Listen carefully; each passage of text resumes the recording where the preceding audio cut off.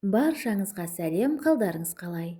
Бүгін мен сіздерге үй жағдайында оңай дайындалатын табиғи бет маскасын көрсетемін. Ол үшін бізге күріш ұны керек. Ыдысқа бір ас қасық күріш ұнын саламыз. Күріш ұны теріні ағартуға көмектеседі. Келесі бізге каркаде жапырақтары керек. Ыдысқа бір ас қасық каркаде жапырақтарын саламыз. Каркаде коллаген түзілуін ынталандырады, теріге жарқыраған өң береді. Келесі бізге зығыр дәндері керек. Бір ас қасық зығыр дәндерін қосып, үстіне 300 мг су құйып, барлық ингредиенттерді жақсылап араластырамыз. Зығыр дәндері бетіңізге табиғи лифтинг әсерін жасайды. Қоспаны жақсылап араластырып, баяу отқа қойып, 7-8 минут пісіреміз. Достар, видео рецепті жаңадан көріп отырсаңыздар, каналға жазылыңыздар, лайк басып, пікір жазыңыздар, және достарыңызбен бөлісіңіздер. Жаңа шыққан рецептерді жіберіп алмас үшін қоңырауды қосуды ұмытпаңыздар. Қоспаны отқа қойғаннан бастап үздіксіз араластырасыздар.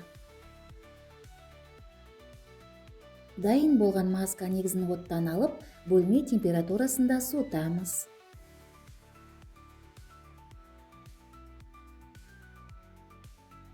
Суытылған маска негізін дәке арқылы сүзіп аламыз. Бұл маска барлық тері түрлеріне жарамды. Соның ішінде құрғақ, сезімтал және қартаюға бейім теріге өте жақсы әсерін береді. Бұл маска тері түсін ағартады және текстейді, әжімнің пайда болуын баяулатады, теріге серпімділік пен ылғалдылық береді, теріні табиғи жарқыратып, балғын етеді. Бет теріңіз құрғақ болса, зығыр дәні мен жүзім майы теріні терең ылғалдандырады, жұмсартады. Ал майлы тері болса, күріш ұны артық майды сіңіреді. Каркаде бет тесіктерін тазартады. Сезімтал теріге зығыр гелі мен күріш ұны теріні тыныштандырады. Ал қартаюға бейім тері болса, каркаде мен жүзім майы коллагенді арттырып, әжімнің алдын алады. Масканың әсерін күшейту үшін бір шай қасық жүзім майын қосып, барлық ингредиенттерді жақсылап араластырамыз.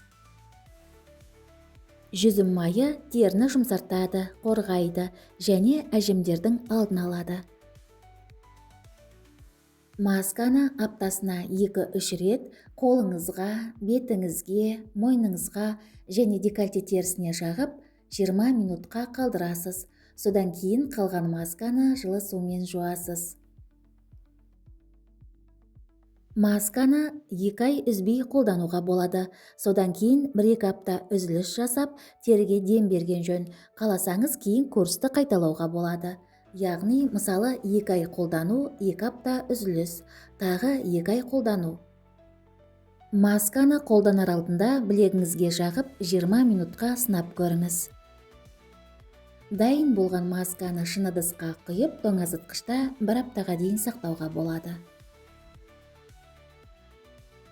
Сізге денсаулық, жастық және сұлулық тілеймін. Келесі кездескенше.